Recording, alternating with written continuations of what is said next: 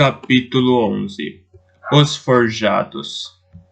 O homem postulento é uma figura bem conhecida no folclore e teatro dos Seis Ducados. É considerado pobre o grupo de titereiros que não possua uma marionete do homem postulento, não apenas para utilização nos seus papéis tradicionais, mas para servir como um agouro de desastre em peças originais. Algumas vezes a marionete do homem postulento é mostrada simplesmente encostada ao pano de fundo, para projetar um tom agourento sobre uma cena.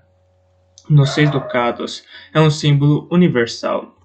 Disse que a origem da lenda remota aos habitantes originais dos ducados, não aos visionários ilhéus que os conquistaram, mas à povoação mais antiga do lugar, fruto de imigrações anteriores.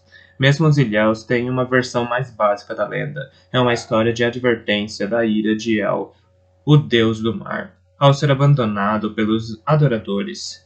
Quando o mar era jovem, El, o primeiro ancião, acreditou no povo das ilhas. A esse povo ele deu o seu mar, e com o mar, tudo o que nele nadava, e todas as terras que o mar tocava. Por muitos anos o povo foi grato a ele, pescava no mar, vivia nas margens sempre que podia, e atacava quaisquer outros que ousassem fazer morada onde El lhe tinha dado a primazia. Todos os que ousassem navegar no seu mar eram presa legítima do povo, e o povo prosperou e tornou-se severo e forte, pois o mar de El o protegia. As suas vidas eram rudes e perigosas, mas isso fazia os seus meninos crescerem e tornarem-se homens fortes, e as moças, mulheres destemidas à lareira ou no convés. O povo respeitava El, e a esse ancião oferecia as suas preces e apenas em seu nome amaldiçoava os inimigos. E El se orgulhava do seu povo. Mas El, na sua generosidade, abençoou demais o povo.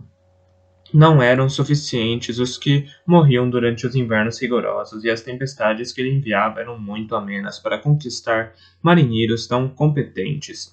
E assim o povo cresceu em números. Assim cresceram também os rebanhos. Em anos de abundância, as crianças fracas não morreram, mas cresceram e ficaram em casa, e araram a terra para alimentar os rebanhos crescentes e outros rebentos tão fracos quanto eles próprios. Esses vermes da terra não louvavam El pelos ventos fortes e correntes. Em vez disso, abençoavam e amaldiçoavam apenas em nome de Eda, que é a anciã dos que lavram, plantam e tratam dos animais. E assim Eda graciou os seus fracos com o aumento do número de suas plantas e animais. E isso não agradou a El, mas ele os ignorou, pois ainda tinha o povo robusto dos barcos e das ondas. Estes abençoavam em seu nome, amaldiçoavam em seu nome, e para encorajar neles a força, ele lhes enviava tempestades e invernos frios. Mas veio uma época em que aqueles que eram leais a El começaram a desaparecer. O povo ocioso da terra seduziu os marinheiros e deu a eles filhos, que apenas serviam para tratar da lama. E o povo deixou as costas invernais e as pastagens marcadas pelo gelo e se deslocou para o sul, para as brandas terras de uvas e grãos. Menos eram os que vinham cada ano lavrar as ondas e colher o peixe que El tinha decretado a eles. Menos frequentemente El ouvia o seu nome numa bênção ou numa maldição. Até que, por fim, veio o dia em que restava apenas um homem que só abençoava ou amaldiçoava em nome de El. E ele era um velho magro, com idade demais para o mar, inchado e com dores nos ossos e com poucos dentes restando na boca. E as suas bênçãos e maldições eram coisas fracas e insultavam mais do que agradavam a El, a quem poucos serviam velhos raquíticos. Por fim, veio uma tempestade que devia ter acabado com o velho e o seu pequeno barco. Mas quando as ondas frias se fecharam sobre ele, agarrou-se aos destroços do barco e ousou implorar a misericórdia de El.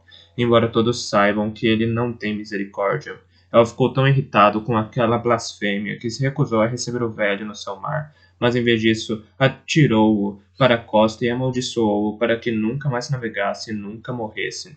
E quando ele rastejou para as ondas salgadas, seu rosto e corpo se encheram de pústulas, como se tivesse pegado sarna. E ele se levantou, cambaleando, e caminhou em direção às terras brandas. E, aonde quer que fosse, via apenas os vermes da terra. E avisou-os da sua loucura, e que El criaria um novo povo mais severo, a quem daria sua herança. mas as pessoas não quiseram ouvir de tão ociosas e acomodadas que tinham se tornado, e por todo lado onde o velho andava as doenças o seguiam, e ele espalhava todas as doenças postulentas, as que não se importam se um homem é forte ou fraco, duro ou mole, mas levam todos os que tocam. E era adequado que assim fosse, pois todos sabem que as doenças postulentas se levantam da terra sofrível e se espalham no revirar do solo. Assim reza a lenda, e assim o homem pustulento se tornou o arauto de morte e doença, e um aviso para os que vivem vidas ociosas e fáceis, porque as suas terras são férteis. O regresso de Veracidade à Torre do Cervo foi gravemente prejudicado pelos acontecimentos em Forja. Veracidade, pragmático ao extremo, tinha deixado o guarda da Baía assim que os duques Calvar e Sanção entraram no acordo no que diz respeito à Ilha de Vigia, de tal forma que Veracidade e a sua tropa de elite partiram da guarda da Baía antes que eu e Breu retornássemos à estalagem. E assim, a cansativa viagem de volta teve uma sensação de vazio. Durante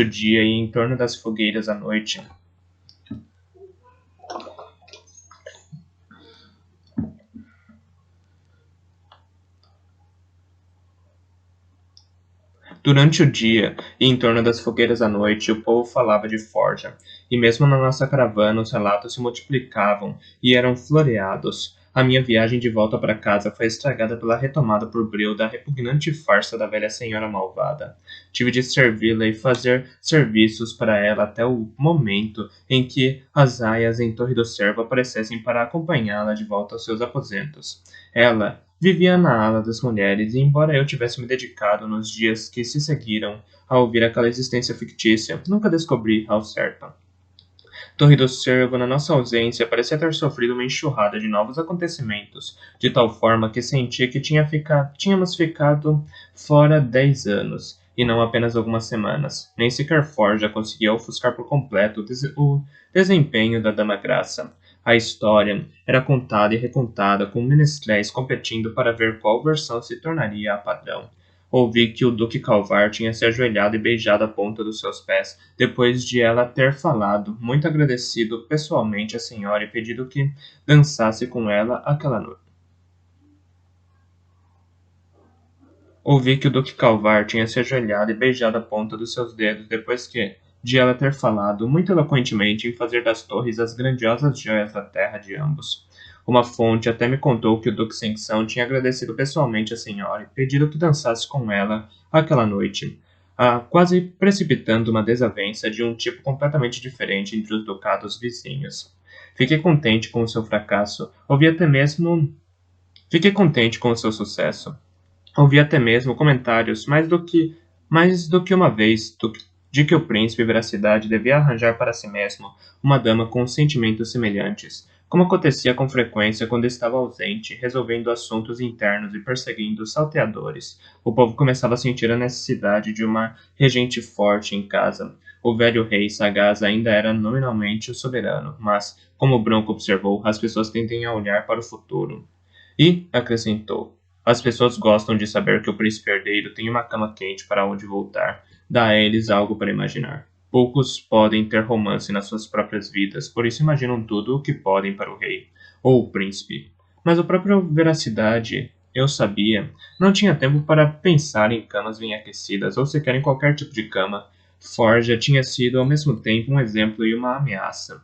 Outras se seguiram, três em rápida sucessão. Quintinha, perto das ilhas próximas, tinha sido aparentemente forjada pelos salteadores, como se começou a dizer algumas semanas antes. As notícias demoraram a chegar das costas geladas, mas quando chegaram, eram assustadoras. De Quintinha também foram levados reféns. O conselho da povoação tinha ficado, como sagaz, estupefato com o ultimato dos navios vermelhos de que deveriam pagar tributo ou os reféns seriam devolvidos. Não pagaram, e, como em Forja, os reféns foram devolvidos, na maior parte saudáveis de corpo, mas destruídos de quaisquer emoções mais bondosas da humanidade. O rumor era de que tinha sido mais direta na solução do problema. O clima severo das ilhas próximas cria um povo severo que considerou um ato de caridade passar pela lâmina da espada os familiares agora desprovidos de alma. Dois outros povoados foram atacados depois de Forja. Em Porta da Rocha, a população decidiu pagar o resgate. Partes de corpos apareceram na costa no dia seguinte, e a vila se uniu para sepultá-los. As notícias chegaram à Torre do Cervo sem pedidos de desculpa, apenas com a acusação velada de que, se o rei tivesse sido mais cauteloso, teriam recebido pelo menos um aviso antes do ataque. Os habitantes de Charco da Ovelha enfrentaram o desafio de um jeito direto. Recusaram-se a pagar tributos, mas com os rumores de Forja ainda correndo frescos pela terra, prepararam-se. Foram ao encontro dos reféns devolvidos com cabrestos e algemas. Pegaram de volta os seus, em alguns casos tendo de espancá-los até perderem os sentidos antes de os atacarem e os levarem de volta para casa. O povoado se uniu na tentativa de trazê-los de volta àquilo que tinham sido. As histórias de Charco da Ovelha eram as mais contadas, de uma mãe que se pôs aos berros quando puseram ao seu lado o filho para que o embalasse, declarando, enquanto rogava pragas ao pequeno, que não havia utilidade para uma criança choramingando e molhada. Da criança que chorava e gritava por estar algemada, para logo dar um salto em direção ao pai com espeto de assar carne no momento em que o pobre senhor, de coração partido, a tinha libertado. Alguns praguejavam e lutavam e cuspiam nos seus familiares. Outros se acomodaram a uma vida de cativeiro e de ócio, comendo a comida e bebendo a cerveja que eram servidas a eles, sem oferecer quaisquer palavras de gratidão ou afeto. Estes, libertados das amarras, não atacavam as próprias famílias, mas também não trabalhavam nem se juntavam aos seus passatempos durante o serão. Roubavam sem remorso, mesmo os próprios filhos, desperdiçavam dinheiro e devoravam comida como glutões. Não traziam alegria a ninguém nem ofereciam uma palavra de gentileza. Apesar disso, as notícias de Charco da Ovelha eram de que o povo de lá tinha a intenção de preservar até que a doença dos navios vermelhos passasse, o que deu aos nobres de Torre do Cervo uma fagulha de esperança a qual se agarrar. Falaram da coragem dos habitantes da vila com admiração e pronunciaram votos de que eles também agiriam assim caso seus familiares fossem forjados pelos salteadores. Charco da Ovelha e os seus bravos habitantes tornaram-se um símbolo unificador para os 6 ducados. O rei sagaz instaurou mais impostos em nome deles. Alguns serviram para prover com grãos aqueles que estavam tão ocupados cuidando de seus familiares em cativeiro que deixavam de ter tempo para refazer os rebanhos pilhados ou voltar a plantar os campos incendiados. Outros foram utilizados na construção de mais navios e na contratação de mais homens para patrulhar a linha costeira. Em princípio, o povo se sentiu orgulhoso do que fazia. Os que viviam perto do mar, nas falésias, começaram a prestar serviço voluntário como sentinelas, mensageiros, pássaros ou não, e fogueiras de sinalização foram estabelecidos. Algumas vilas enviaram rebanhos e provisões para Charco da Ovelha, para serem doados a quem mais precisasse de ajuda. Contudo, à medida que as semanas passavam, sem que surgissem quaisquer sinais de que alguns dos reféns devolvidos tivesse recuperado a personalidade, essas esperanças e devoções começaram a parecer mais patéticas do que nobres. Os que mais tinham suportado tais esforços declaravam agora que, caso fossem pegos como reféns, prefeririam ser cortados em pedaços e jogados no mar, a ser devolvidos para causar às famílias tanta miséria e sofrimento. Ainda pior, creio, foi o trono não apresentar uma única ideia firme sobre o que devia ser feito durante esse período. O decreto de um édito real que tivesse ditado ao povo se devia ou não pagar o tributo reclamando pelos reféns teria melhorado as coisas. Qualquer opção que o rei tivesse escolhido desagradaria parte da população, mas pelo menos o rei teria tomado uma posição e daria às pessoas a sensação de que a ameaça estava sendo confrontada. Em vez disso, o aumento de patrulhas e sentinelas apenas fez parecer que Torre do Cervo se encontrava em estado de terror diante da nova ameaça, mas que não tinha nenhuma estratégia para confrontá-la. Na ausência de um édito real, os vilarejos costeiros tomaram a iniciativa. Os conselhos se reuniram para decidir o que fazer se fossem forjados, e alguns decidiram de uma maneira e outros de outra. Mas, em todo caso, disse-me Breu, cansado, pouca diferença faz o que eles decidirem, porque isso enfraquece a lealdade deles ao reino. Paguem tributo ou não, os salteadores podem muito bem rir de nós enquanto bebem as suas cervejas de sangue, porque ao decidirem, as pessoas nas suas mentes já não estão dizendo se fôssemos forjados, mas sim quando formos forjados. E assim já foram violados em espírito, se não na carne. Eles olham para as famílias da mãe à criança, do homem aos pais, e já os perderam para a morte ou o forjamento, e o reino falha, porque à medida que cada povoado tem de decidir sozinho, é separado do todo. Vamos nos fragmentar em milhares de pequenas aldeias-estado, cada qual se preocupando apenas com o que fará quando for pilhada. Se sagaz e veracidade não agirem rapidamente, o reino irá se tornar uma coisa que existe apenas de nome e nas mentes dos seus regentes anteriores.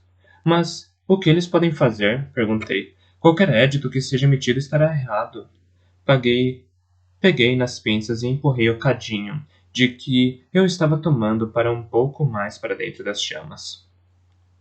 Às vezes, resmungou Breu, é melhor estar errado, mas desafiador do que o silêncio, do que silencioso e resignado. Olha, garoto, se você, um mero rapaz, pode compreender que em uma situação como esta, qualquer decisão seja errada, outras pessoas também podem perceber isso, mas pelo menos esse ódio nos daria uma resposta conjunta. Não seria como se cada povoado fosse deixado sozinho, lambendo as próprias feridas. E em conjunto com esse édito, sagaz e veracidade deviam tomar outras ações. Inclinou-se mais para perto para olhar o líquido borbulhante. Mais calor, sugeriu. Peguei um pequeno fole e dobrei-o cuidadosamente. Por exemplo, organizar ataques em resposta contra os ilhéus, providenciar barcos e mantimentos a quem quer que tenha vontade de levar a cabo tal ataque, proibir os rebentos de andar tão tentadoramente pelas pastagens nas proximidades da costa, abastecer as vilas com mais armas, se não podemos dar a cada uma delas soldados para protegerem, pelo arado de Eda, porque não lhes dar sementes de carries e erva moura para carregarem numa bolsa atada aos pulsos, de forma que, caso sejam capturados num ataque, possam tirar as próprias vidas em vez de se tornarem reféns. Qualquer coisa, garoto. A essa altura, qualquer coisa que o rei fizesse seria melhor do que esta maldita indecisão. Aceitei-me, encarando Breu. Nunca tinha ouvido falar com tanta veemência, nem o tinha visto criticar Sagaz tão abertamente. Fiquei chocado. Segurei a respiração, esperando que dissesse mais, mas quase temeroso do que pudesse ouvir. Ele parecia não notar o meu fixo olhar. Empurre um pouco mais para dentro do fogo, mas tenha cuidado. Se explodir, o rei Sagaz pode vir a ter 2 homens postulentos em vez de 1. Olhei de relance. Olhou-me de relance. Sim, foi assim que fiquei marcado. Mas olhe, bem que podia ter sido uma doença pustulenta, a julgar pela maneira como Sagaz ouve o que tenho para lhe dizer ultimamente. Pode proferir quantos augúrios e avisos você quiser, disse-me, mas eu acho que você quer que o garoto seja treinado no talento simplesmente porque você não foi. É uma ambição ruim, Breu. Deixa de lado. Assim fala o fantasma da rainha com a língua do rei. A amargura de Breu me imobilizou. Cavalaria. Era dele que precisávamos agora. Continuou, depois de um momento. Sagaz hesita, e Veracidade é um bom soldado, mas ouve demais o pai. Veracidade foi criado para ser o segundo, não o primeiro. Não toma iniciativa. Precisamos de cavalaria. Ele teria ido àquelas vilas falado com com os que perderam os entes queridos em forjamentos. Caramba! Ele teria falado até com os próprios forjados. Você acha que teria servido de alguma coisa? Perguntei delicadamente. Quase não ousava me mexer. Parecia que Breu falava mais consigo próprio do que comigo. Não teria resolvido nada. Não. Mas o povo sentiria que o regente se preocupa. Às vezes é o que é preciso, garoto. Mas tudo o que Veracidade faz é marchar os seus soldados de brinquedo por aí e ponderar estratégias. E Sagaz observa as coisas acontecerem, e não pensa no seu povo, mas apenas em como garantir que o majestoso seja mantido a salvo e a postos para tomar o poder se Veracidade acabar sendo morto. Majestoso? Balbuciei surpreso. Majestoso com as suas roupinhas bonitas e as suas poses de frangote. Eu ouvia andar sempre atrás de Sagaz, mas nunca tinha pensado nele como um verdadeiro príncipe. Ouvir o nome dele aparecer numa discussão daquelas me espantou. Tornou-se o favorito do pai, resmungou Breu. Sagaz não tem feito mais do que estragá-lo com mimos desde que a rainha morreu. Tenta comprar o coração do rapaz com presentes, agora que a mãe não está aí para reclamar a sua lealdade. E aí resbanjou dinheiro em visitas inúteis à Vara e à Lavra, onde o povo de sua mãe o enche de manias de grandeza. O rapaz devia ser mantido em casa e forçado a prestar contas de como ocupa o seu tempo. E o dinheiro do rei, o que ele gasta se divertindo, dava para equipar um navio de guerra. Então, subitamente irritado, isso está muito quente. Você vai estragar tudo. Tire-o logo daí. Mas as palavras vieram tarde demais, pois o cadinho estalou num ruído que parecia gelos partindo, e o conteúdo se encheu a torre de breu, e o conteúdo encheu a torre de breu de um fumo acre que pôs fim a todas as lições e conversas daquela noite. Não foi chamado de novo durante algum tempo. As outras lições continuaram, mas sentia falta de Breu à medida que as semanas passavam e ele não me chamava. Sabia que não estava chateado comigo, mas com muitas preocupações. Quando um dia, num momento ocioso, sondei a mente dele, senti apenas segredo e discórdia. E uma pancada na nuca quando o Bronco me pegou fazendo isso. Pare! Disse, num assobio. E ignorou o meu olhar dissimulado de inocência assustada. Olhou de relance a baia que eu estava limpando, como se esperasse encontrar um cão ou um gato escondido em um canto. Não tem nada aí, exclamou. Apenas, apenas estrume e palha, concordei, esfregando a nuca. Então você está fazendo o quê? Sonhando, murmurei, só isso. Você não me engana, Fritz, resmungou. E não vou tolerar isso. Não no meu estábulo. Você não vai perverter os meus animais com isso. Ou desagradar o sangue de cavalaria. Ou degradar o sangue de cavalaria. Lembre-se do que eu te disse. Cerrei os dentes, baixei os olhos e continuei trabalhando. Passando algum tempo, ouvi-o suspirar e sair. Continuei a limpar o estábulo com o ancinho, jurando nunca mais deixar Bronco me flagrar. O resto do verão foi um turbilhão de acontecimentos que acho difícil lembrar em que ordem as coisas se passaram. De um dia para o outro, mesmo a sensação do ar pareceu mudar. Quando ia ao povoado, as conversas eram todas sobre fortificações e estar a postos. Apenas mais 2 vilarejos foram forjados naquele verão, mas parecia que havia sido centenas, a julgar pelas narrativas que eram repetidas e exaltadas de boca em boca. Até parece Até parece que é apenas disso que todo mundo vai falar de agora em diante, queixou-se Molly. Passeávamos ao longo da grande praia, à luz do sol de uma tarde de verão. O vento que vinha da água era um frescor bem-vindo depois de um dia de calor abafado. Bronco tinha sido chamado em boca da nascente para ver se conseguia descobrir por que é que todo o gado da região estava desenvolvendo chagas grandes no pelo. Para mim, isso significava manhãs livres de lições, mas muito mais trabalho com os cavalos e cães, especialmente porque Garrano tinha viajado a Lago do Bode com o Majestoso para tratar dos seus cavalos e cães durante uma caçada de verão. Em compensação, os meus finais de tarde eram menos supervisionados e eu tinha mais tempo para visitar o povoado. Meus passeios vespertinos com Molly tinham se tornado quase uma rotina agora.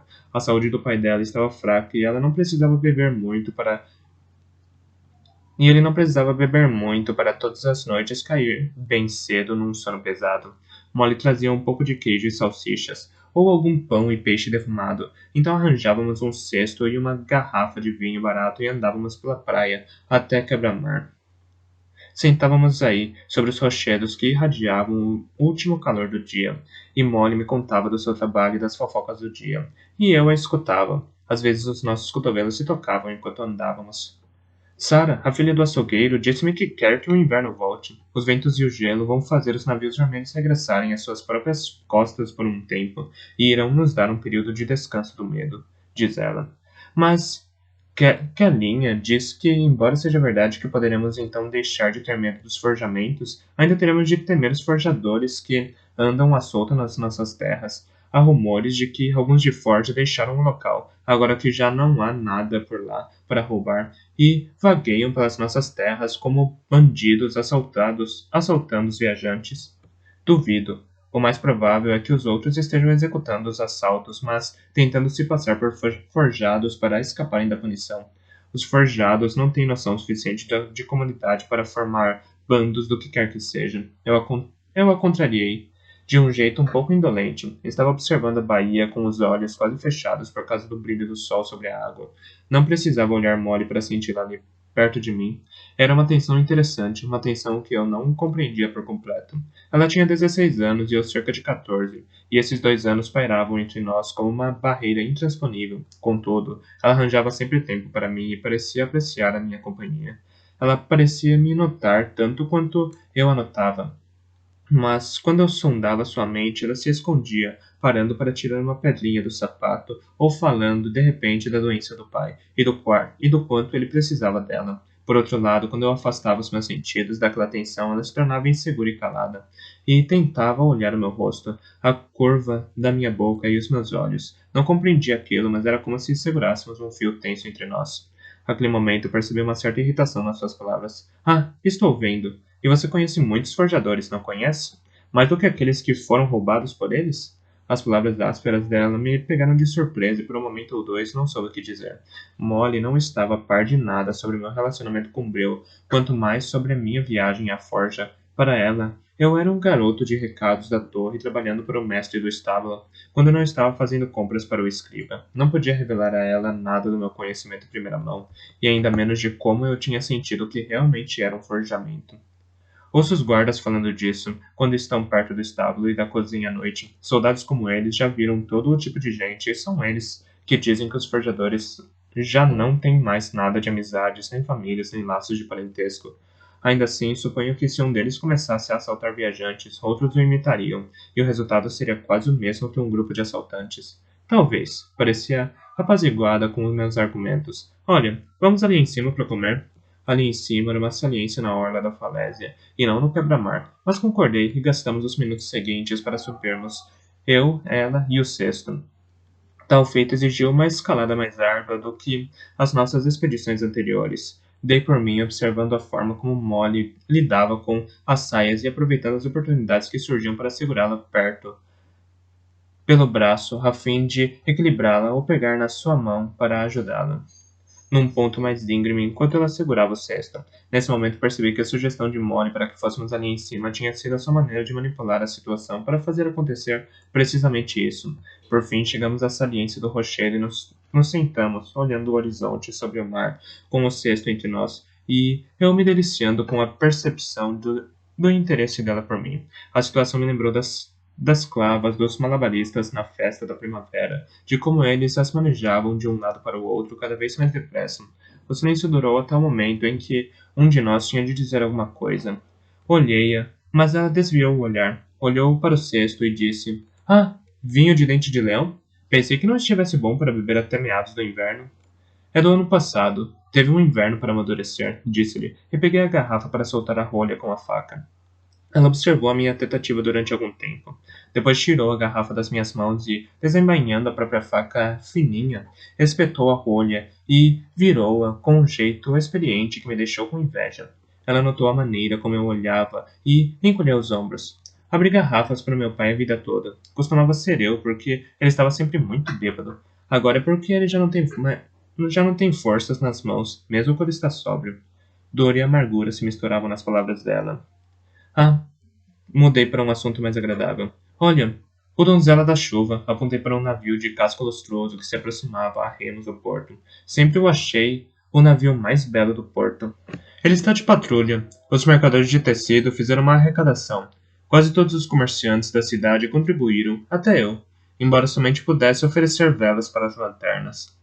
Está guarnecido de guerreiros agora e e escolta os navios mercantes daqui até os fundos altos, onde o borrifo verde vai ao seu encontro e continua adiante com eles, pela costa.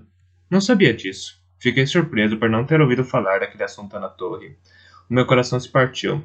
Até a cidade de Torre do Cervo estava tomando medidas, independentemente do conselho ou consentimento do rei. E foi o que eu pude dizer. Bem, o povo tem de se mexer. Se tudo o que o rei sagaz vai fazer em relação ao problema é dar um estalo com a língua e franzir a testa, é bonito da parte dele nos pedir para sermos fortes enquanto ele está sentado a salvo no castelo. Não é como se o seu filho ou irmão ou sua caçula estivessem em risco de serem forjados. Fiquei envergonhado por não poder dizer nada em defesa do meu rei, e a vergonha me incitou a dizer: Bem, você está quase tão a salvo quanto o próprio rei, vivendo aqui em cidade de Torre do Cervo. Mal encarou os meus olhos.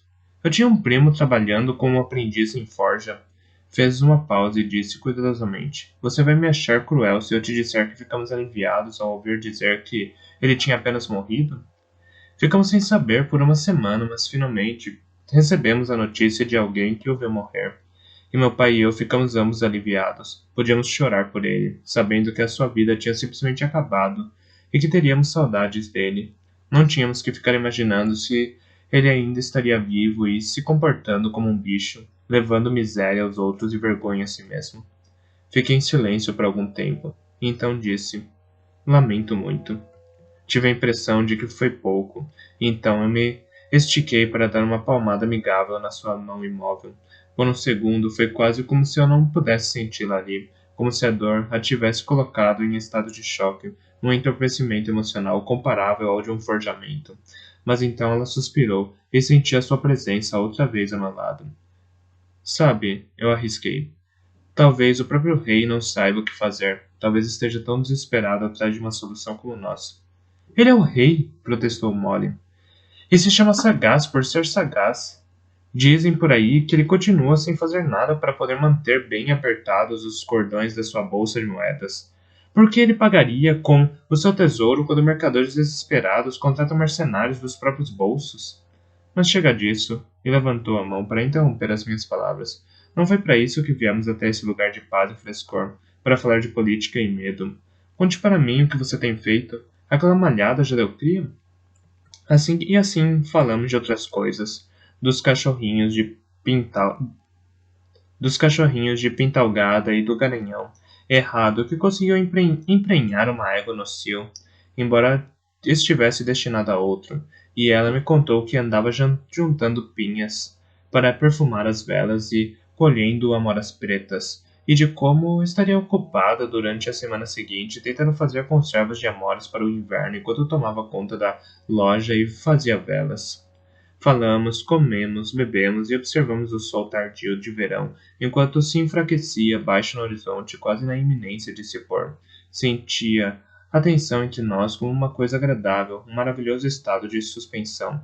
Era como uma extensão do meu estranho novo sentido, e me surpreendia por Molly parecer ser também capaz de senti-lo e de reagir a ele. Queria falar com ela sobre isso, perguntar se ela percebia as outras pessoas da mesma maneira que eu, mas temia que se lhe perguntasse aquilo, eu me revelasse a ela como tinha feito Abreu, ou que ela ficasse enojada como Bronco. Portanto, sorri e conversamos, e guardei os meus pensamentos para mim mesmo. Acompanhei-a até sua casa pelas ruas tranquilas e lhe desejei boa noite, à porta de casa de velas. Ela ficou imóvel por um momento, como se pensasse em outra coisa que queria me dizer, e então me lançou um olhar interrogativo e murmurou suavemente: Boa noite, novato.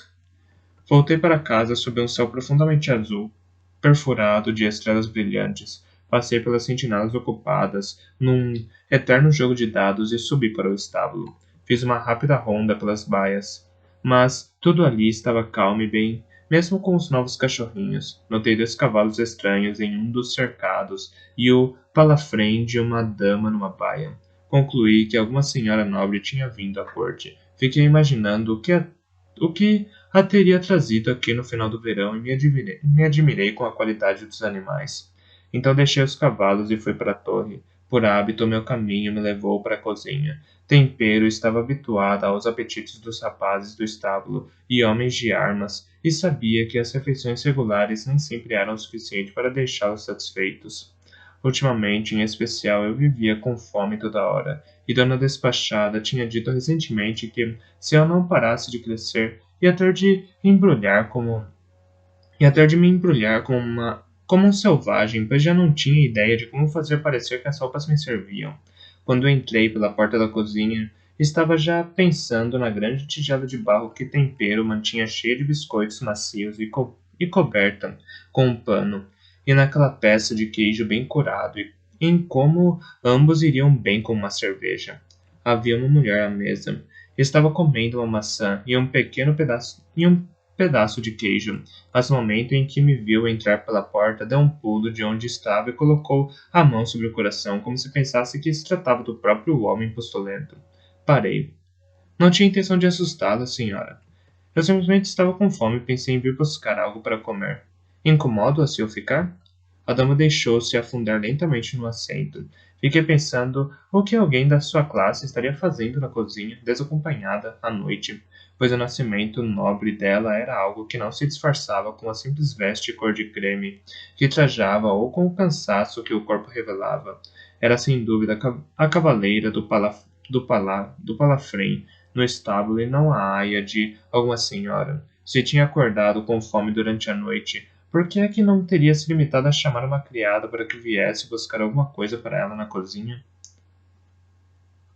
Ela levou a mão que apertava o peito aos lábios como se tivesse a intenção de acalmar a respiração descontrolada. Quando falou, a voz era bem modulada, quase musical. Não quero te pedir, não quero te impedir de pegar sua comida. Eu só fiquei um pouco assustada. Você chegou de repente? Obrigado, senhora. Caminhei pela cozinha grande do tonel de cerveja para o queijo e para o pão, mas para onde quer que fosse, os olhos dela me seguiam. A sua comida jazia ignorada na mesa onde ela a tinha largado assim que eu cheguei. Depois de encher uma caneca de cerveja, me virei para encontrar os seus olhos arregalados em cima de mim. Baixou-os rapidamente. A boca dela se abriu, mas não disse nada. Posso fazer alguma coisa por você? Perguntei educadamente. Ajudá-la a encontrar alguma coisa? Gostaria de um pouco de cerveja? Se tivesse a gentileza, ela disse, as palavras com suavidade. Eu lhe trouxe a caneca que tinha acabado de encher e coloquei-a sobre a mesa diante dela. Ela se encolheu quando me aproximei, como se eu fosse um portador de alguma doença contagiosa. Comecei a pensar se eu estaria cheirando mal por causa do trabalho no estábulo. Entendi que não, pois Molly certamente teria mencionado uma coisa dessas. Molly era sempre muito franca comigo sobre esses assuntos. Tirei uma caneca de cerveja para mim, e em seguida, olhando ao redor, pensei que seria melhor levar a comida comigo para o quarto. A atitude da senhora mostrava que ela estava pouco à vontade na minha presença, mas quando estava me esforçando para manter em equilíbrio biscoitos e queijo e caneca, ela fez um gesto em direção ao banco diante dela. Sente-se, ela me disse, como se lesse meus pensamentos. Não é justo que eu te afugente da sua refeição. O tom não era nem de comando nem de convite, mas qualquer coisa entre os dois. Sentei no lugar que ela me indicou, derramando um pouco de cerveja enquanto eu tentava colocar a comida e a caneca no lugar. Senti os seus olhos sobre mim ao me sentar. A comida dela continuou ignorada à sua frente. Baixei a cabeça para evitar o olhar fixo sobre mim e comi com pressa, tão furtivo quanto um rato num canto, suspeitando de que houvesse um gato atrás da porta à espera. Ela não me encarava de uma forma rude, mas me observava escancaradamente com o tipo de atenção que deixava as minhas mãos atrapalhadas e que subitamente me fez ter consciência de que, sem pensar, tinha acabado de limpar a boca nas costas da manga. Não me ocorria nada que pudesse dizer, e contudo, o silêncio me feria. O biscoito parecia seco na minha boca, fazendo-me tossir. Enquanto tentei empurrá-lo com cerveja, me engasguei. As sobrancelhas dela se franziram e a boca ficou mais firme. Mesmo com os olhos fixos no prato, senti o olhar dela. Comi com pressa, querendo apenas escapar dos olhos cor de avelã e da boca direita, silenciosa. Empurrei os últimos pedaços de pão e queijo para dentro da boca e me levantei com rapidez, tropeçando contra a mesa e quase derrubando o banco na minha pressa. Fui para a porta e então me lembrei das instruções de Bronco sobre como sair na presença de uma senhora. Boa noite para você, dama, balbuciei, pensando que as palavras não estavam muito corretas, mas incapaz de encontrar melhores. Fui em direção à porta, como um caranguejo. Espere, ela disse, e quando parei, perguntou: Você dorme em cima ou lá fora, no estábulo? Nos dois, às vezes. Quero dizer, algumas vezes num lado, outras vezes no outro. Ah, boa noite então, senhora. Virei-me, e quase desatei a fugir. Já estava no meio das escadas quando comecei a pensar na estranheza da questão. Foi apenas ao me despir, antes de me deitar, que percebi que ainda segurava a caneca de cerveja vazia. Fui dormir, sentindo-me um idiota e tentando entender por quê.